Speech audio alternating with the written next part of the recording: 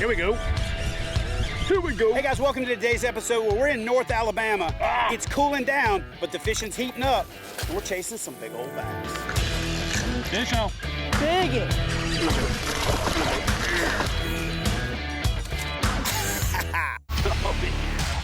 I'm gonna go out there and see if I can't make it happen. This is really the essence of what kayak fishing is all about. This is my kayak. Get yourself one.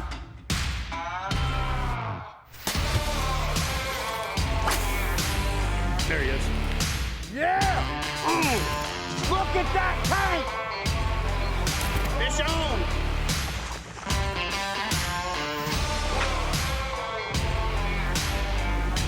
Oh my God! Good night!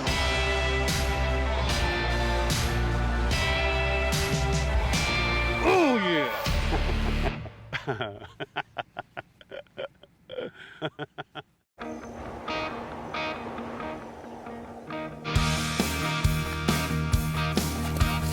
I didn't know when I invited Austin to come on this trip it was gonna be red panty night. I filmed with my son Austin from the time he was 3 or 4 years old. Now my son works for us full time as part of the production efforts to bring you guys the show. I really expect us to take to the next level. What's up guys, welcome back. Joined today by Mr. Dan Truitt. Dan is very well known in these parts as a paddling guide. We're on DeKalb County Lake today. I know fish is not your forte, but talk to us today about, what your plan is. I'm gonna try to fish. No. You can definitely fish. You can try to catch. Your brother's already out there like And your boat's out there too. gone, and my boat's also leaving, so we're gonna get after it. Here we go, boys and girls. One of the things that we decided to do this fall was to explore a lot of places that we haven't fished before. And one of those places was DeKalb County Lake. And there's been some absolute giants caught in that place. It's a 25 horsepower restricted lake. If you're willing to cover the 4 miles that makes it up, you can get to some water that gets very little pressure, even though it is a public lake. My name is Dan Truitt. I'm actually a programmer by day, and then on weekends I put on my cape and kayak all over the place. Paddling in the background here is my brother, Dave. He's actually the real fisherman. So there's a fish on it. You gotta be kidding me. Started, when we first got sent home during the pandemic. So I thought, man, I need to get me a kayak, get out there and start doing that. I feel like I'm living my second childhood.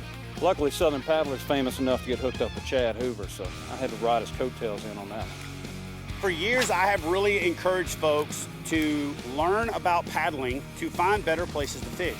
And Dan Truitt, Southern Paddler, was one of those guys that I found. He has a wealth of information on where to find these beautiful places to paddle, which also just so happen to be great places to fish.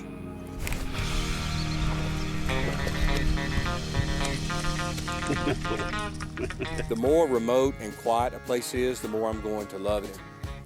Like I said, I do fish, but more times than not, I'm going to be out here just to paddle, to take pictures, just to enjoy the scenery and take it all in, enjoy nature. Squirrels running around on the banks, and obviously, you're going to always see great blue herons. I don't know if you guys know this or not, but when you're fishing along and you see a heron on the bank, that heron's actually fishing too. Like that's what it does for a living. It's truly a pro fisherman. If it doesn't catch a fish, it doesn't eat.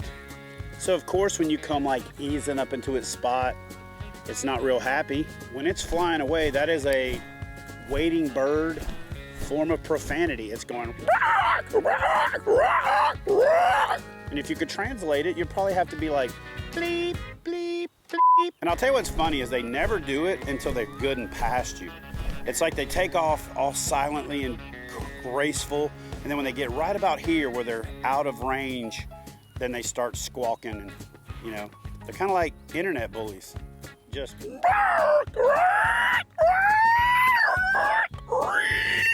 it's a good thing it's definitely not a mating call. Otherwise, I'd have like 1,000 of them converging on me right now. Oh, what was that? Miss one? I think so. I'm gonna do something real crazy like pink bubble gum or something just stupid. For me, it's last resort just because it's so stinking crazy. It doesn't match anything in nature. And the action slow as it is, I figure, man, why not? It's kind of funny watching Dave try to figure out the pattern. Never be afraid to throw the bubble gum. In fact, I don't know why we don't throw bubble gum more often because it works. We're about to find out. Watch me catch a fish on the first cast on bubble gum. I mean, let's face it, bubble fish gum on. works everywhere for everything. Come on, little fella. You know, including children. If you happen to park near a park in a van with no windows. Appreciate you, little fella. Oh, stinking color I should have been using all day long. Chad doing any good? All right, so first guy on the board, on the old spinner bait, right off the tip of some wood right there. So we're gonna see if we can't duplicate that pattern, but find a little bigger fish. One fish does not a pattern make, especially one little fish. Actually, a lot of little fish doesn't make a pattern. Unless you're looking for a little fish pattern, in which case it does. Oh, man. Yeah, I'm definitely looking for a bigger bite, but I can't complain. You know, I avoided the skunk, so that's a good day. There's fish. Oh! Good thing I got glasses on, man. I'm trying to put that bullet weight right on my eyeball. It'd be a bad day, wouldn't it? Here we go. I feel like this lake is holding out on me, but that it's basically just building up energy right now. So once we hit the right spot, the right time, it's all gonna ka-cha. And it's just gonna be like when Thor hammer hits the ground and all that stuff goes everywhere. It's gonna be like that.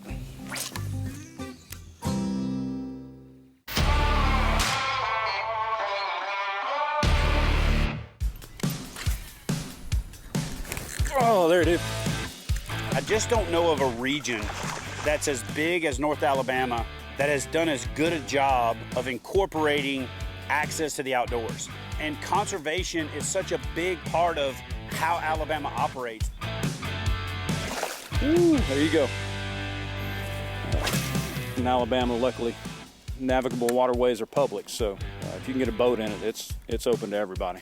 Alabama, for its size, is one of the most biodiverse states in the Union. Fish on. Regardless of what kind of fishing you're into, there's going to be something for you in Alabama.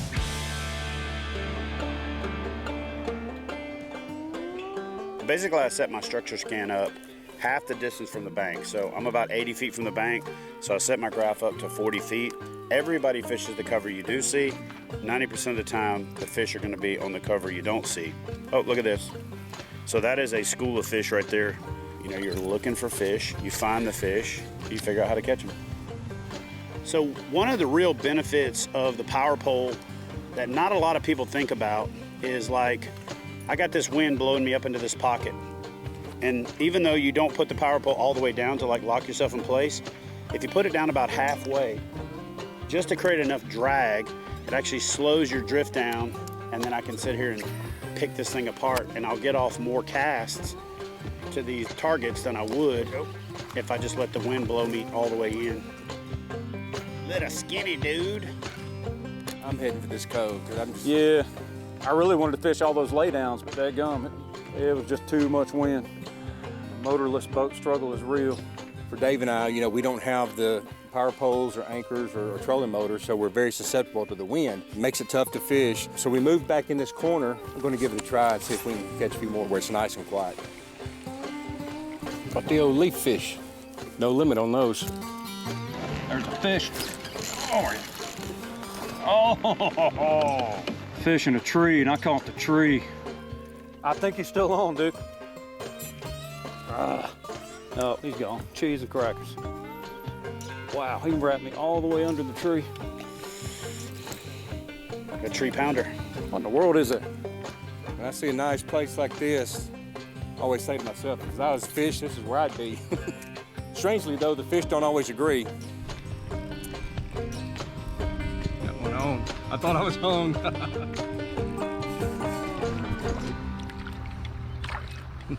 All right, sun's out. That's cute to cover up my bald head. I think my hat's about lost its courage. There's a bigger lesson to be learned when it comes to fall fishing. When you find fish in the fall, you know that they were relatively close in their summer pattern. There it is. Oh, God. When it comes time for that spring to summer transition, they're gonna use these same travel corridors, gonna use a lot of the same cover and structure to make this transition. In other words, there's things you can learn in the fall that will benefit you in the spring, that'll benefit you in the summer, and it will benefit you in the winter. Got a little largemouth. Had a dry spell there for a while, but found one that finally hopped on there. Oh, snap. What's that? Something just broke me off, dude. Oh, wow. Wow. The other great thing about the fall is even if you're a fair weather fisherman, you're going to get a little bit of everything. It's going to be crisp and cool and hoodie weather in the morning, and then it's going to be warm in the afternoon, but you're not going to be overwhelmed with one extreme or the other. Now tell me, how big do these boots look on camera? We'll be honest with y'all, my toes are a little sweaty right now. These boots felt good at 7 a.m., but it turned into a little oven. A lot of you guys might be watching how Dan and Dave are fishing and asking yourself, why do they have their feet outside the boat? You guys don't realize this. There is actually a name for that style. That is the Huckleberry Fin or Tom Sawyer approach to kayak fishing. And back before seats came up off the boat, that's actually how pretty much everybody fished.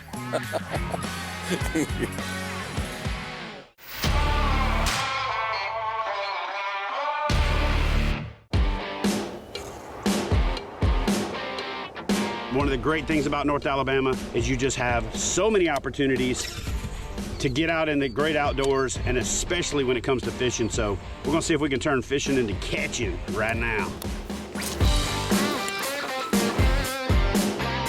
One of my favorite things about the kayak fishing community as a whole is it's like a big family. And so you can always pick up the phone and call somebody in the community. So I called my buddy Kason Wallace and asked him if he had been on any fish lately. He said, yeah, man, I've been doing really well at Duck River. You should meet me out there. This is a Highland Reservoir here in Coleman, Alabama. It's the public water source as a backup to Katoma here in Coleman. My name's Kason Wallace. I fish with Coleman kayak anglers, all the North Alabama kayak anglers, all the local clubs, and I ended up getting into kayak bass fishing competitively. There's one. I met Kason Wallace the same way I meet a lot of great kayak fishermen, and that's through our kayak bass fishing events. Better than nothing. 12 inches, solid. Then I had the opportunity to share the water with Kason and figured out exactly why he's catching big fish, because the kid is an absolute hammer. One. Kason's got one. A big one. Big one? Yeah, buddy. That's a good one. Barely hooked. This is about a 17-incher. We're here at Duck River. About 4 or 5 years ago, they stocked it with 2 strains of bass, the northern and the southern Florida largemouth strain. And I believe that I have a cross of the two, which they call an F1. And the reason that I believe it's an F1 is the corner of the mouth doesn't run as long as largemouth do, and the difference between the collateral fin and the back of the dorsal fin is just much shorter. The other thing that makes Alabama great for fishing is that they invest very heavily in stocking, providing both numerous fish to get recreational anglers excited about catching, and they also focus on stocking programs that produce trophy fish.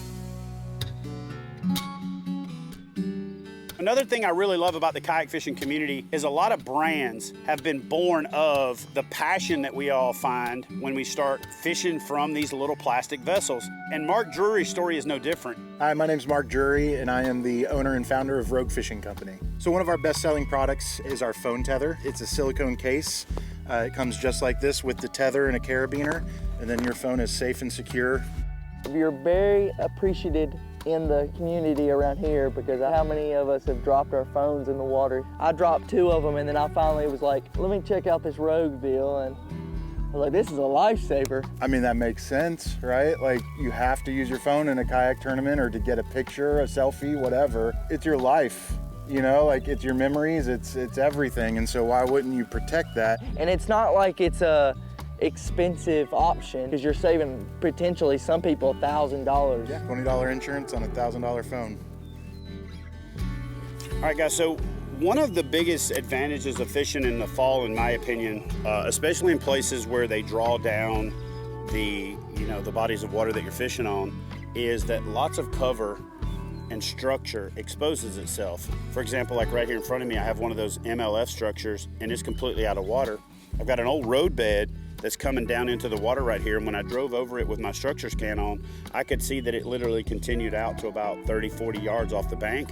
If you mark those locations while the water's low, when the water's back up, you actually have a gold mine at your fingertips of things that you can go target that maybe other people would have to spend hours trying to find. Got this guy off of a chatterbait, a jackhammer with a chatty chartreusey trailer to it. Nice little fall fish. Pretty little largemouth. Oh, yeah. They are actually firing up. Any fish is a good fish.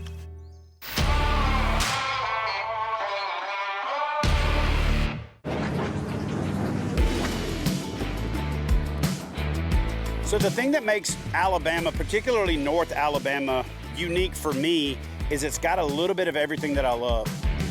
I can go out and fish big water. I can fish backwater bays and sloughs and isolated areas. I don't think that there's anywhere else on the planet where you have all of that within an hour or two drive like North Alabama.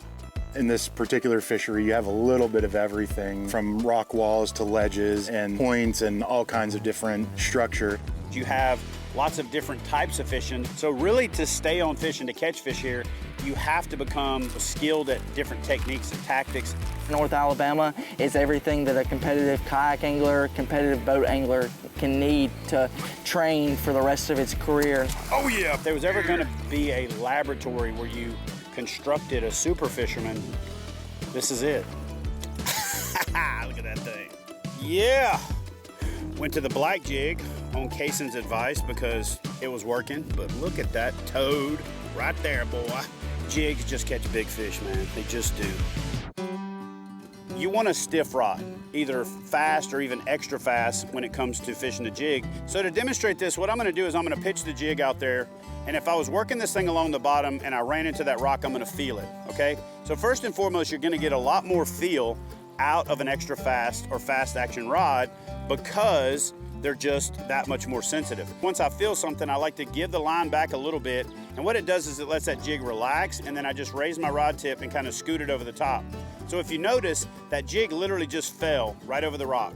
If there was a bass sitting there, it's still in the strike zone, but the biggest reason that you want that extra fast or fast action rod is because if you go with a rod similar to what Cason has here, and that rod is super flexible, as you see right there. What happens is when you get that jig on the other side of a piece of cover like that, first of all, you don't have as much feel.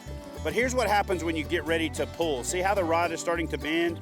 And what happens is when it pulls loose, that jig shoots forward 6 feet. And I literally barely loaded the rods. And if you're in a treetop or something, when it shoots forward, it's gonna wrap around a tree limb. And that's what causes hang-ups or snags that you can't get out of. I'm basically just letting the wind carry me in this heavier jig, pull over these rocks. The wind blows me and I'm pulling this jig up over these rocks off the ledge. It spins into open water there right before it drops off. Biggin. Biggin. Biggin. Oh, stay down. She's feisty. She's drip and drag. Goodness gracious. She's still got a lot of fight in her. Come to Duck River Reservoir in Coleman, Alabama, and this is some fish that you could catch yourself.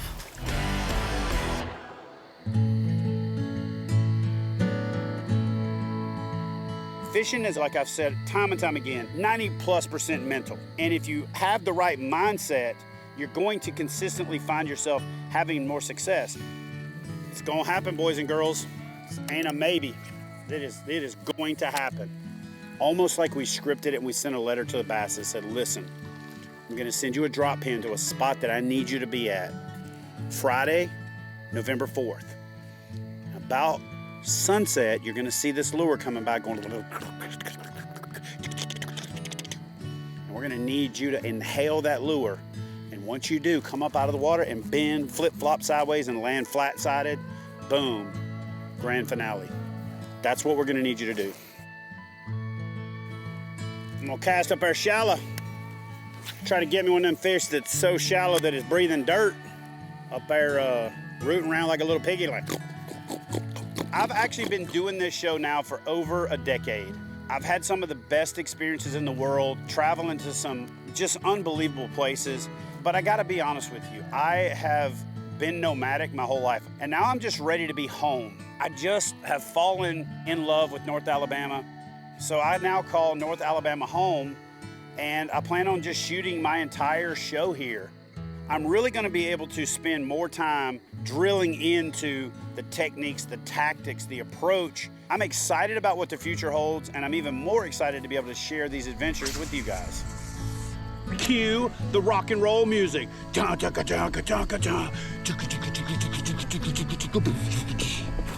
Oh, bro!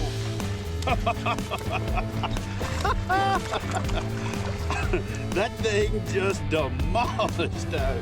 Got that pretty fish right there on a whopper plopper, which the only thing better than catching a fish is catching one on a topwater. So you just got to keep whining and keep grinding and keep dragging and just keep on keeping on.